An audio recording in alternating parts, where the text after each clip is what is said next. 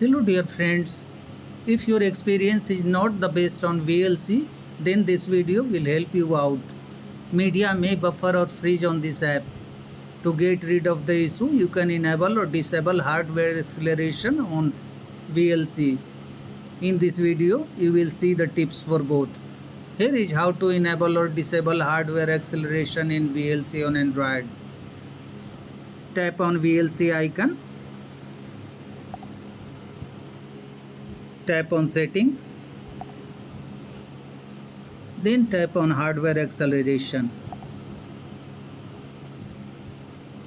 By default, hardware acceleration is set to automatic. To disable it, select disabled.